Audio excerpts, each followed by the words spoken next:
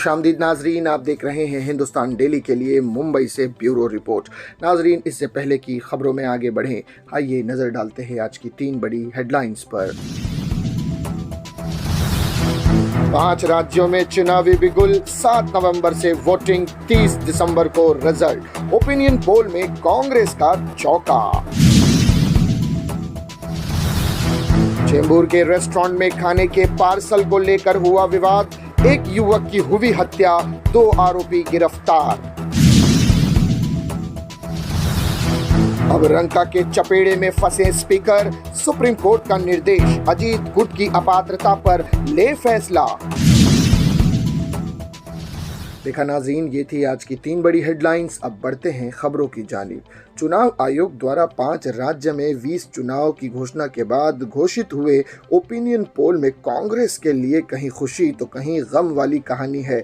छत्तीसगढ़ में उसकी सरकार फिर से बनने जा रही है, जबकि मध्य प्रदेश में वो बीजेपी को बेदखल करने जा रही है। जिस तेलंगाना ने 2014 में नकार दिया था, वहां इस बार कांग्रेस की सरकार बनेगी।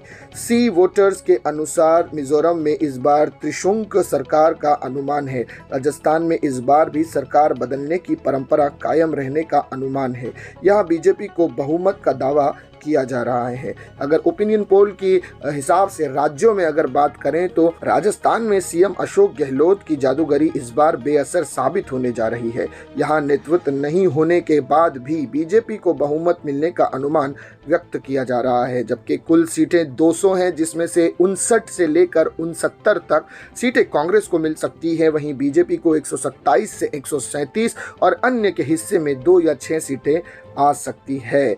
वहीं अगर तेलंगाना की बात करें तो यहाँ केसीआर की विदाई के संकेत मिल रहे हैं। कांग्रेस को मुफ्त घोषणाओं का फायदा मिल सकता है। यहाँ बीजेपी मुकाबले में नहीं है। कुल सीटें 119 हैं, जिसमें 48 से 60 सीटें कांग्रेस के हिस्से में आ सकती हैं और बीआरएस के हिस्से में 43 से 55 सीटें आ सकती हैं। छत्तीसगढ़ में फिर भूपेश बघेल एक बार फिर से यहाँ सिरमौर साबित होने जा रहे हैं। कांग्रेस को 45 से 51 सीटें मिल सकती हैं, वहीं बीजेपी को 39 से 45 सीटें मिल सकती है। मध्य प्रदेश की अगर बात की जाए तो मध्य प्रदेश की कुल 230 सीटों में से सबसे ज़्यादा सीटें इस बार फिर कांग्रेस को मिल सकती है और वहीं ये चीज़ दिख भी रही है। इस बार पार्टी को यहाँ 113 से 125 सीटें मिल सकती है और बीजेपी दूसरे नंबर पर हो सकती है, यानी 104 से 116 सीटें बीजेपी के हिस्से में आ सकती हैं और बसपा के हिस्से में 1 या 2 सीटें और अन्य के हिस्से में 1 या 3 सीटें भी हो सकती है।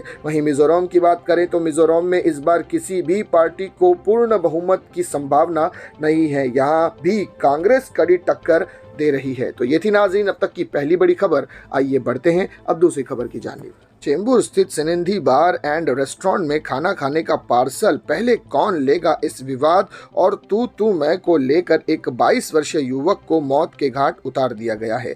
इस वारदात के बाद इलाके में शांतिपूर्ण तनाव का माहौल है। हालांकि चेंबूर पुलिस ने इस हत्या के आरोप में 2 लोगों को हिरासत में लिया है और आगे की जाँच कर रही है, ऐसा बताया जा रहा है। पुलिस निरीक्षक क्राइम राजेंद्र खेड़कर ने मृतक की पहचान अनिल धर्म रणदीवे और आरोपी तृतिक रमन बजाज 23 वर्षीय, वहीं हार्दिक रवि बलोदा 27 वर्ष के रूप में की है। बताया जा रहा है कि पुलिस के मुताबिक अनिल रात करीब 10 बजे बार एंड रेस्टोरेंट में अपना डिनर लेने के लिए घर से निकला था। वहां पहले से 2 लोग मौजूद थे, जिनका नाम तृतिक और हार्दिक बताया जा रहा है। अपना फूड पार्सल का इंतजार कर रहे थे। अनिल मौके पर पहुंचा और उसने रिसेप्शन टेबल पर रखा एक पार्सल उठा लिया। तभी दोनों आरोपी ने उस पर चिल्लाना शुरू कर दिया और विवाद शुरू हो गया और देखते ही देखते ये विवाद तू मैं से बढ़कर हाथापाई पर उतर आया, जिसमें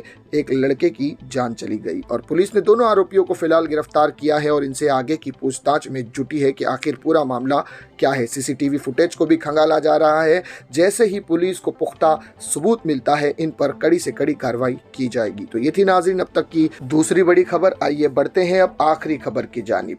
अभी महाराष्ट्र विधानसभा अध्यक्ष राहुल नार्वेकर सीएम एकनाथ शिंदे समेत 16 विधायकों के अपात्रता के बारे में फैसला लेने की प्रक्रिया शुरू ही की थी। अब सुप्रीम कोर्ट ने सोमवार को एनसीपी के शरद पवार गुट द्वारा दायर एक याचिका पर नोटिस जारी किया है, जिसमें स्पीकर राहुल नार्वेकर को रंका की याचिकाओं पर शीघ्र निर्णय लेने का निर्देश दिया है। शरद पवार गुट ने दल बदल विरोधी कानून के आधार पर अजीत पवार समेत 8 विधायकों को अयोग्य ठहराने की मांग की है।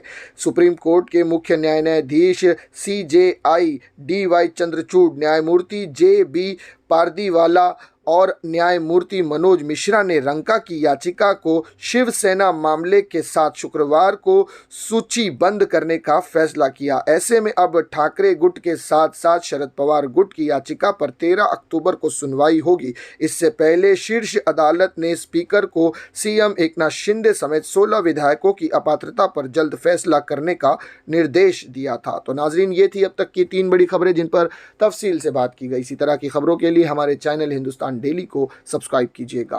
मैं सिराज शेख हिंदुस्तान डेली से फिर मिलूंगा किसी अगली खबर के साथ। तब तक के लिए जय हिंद।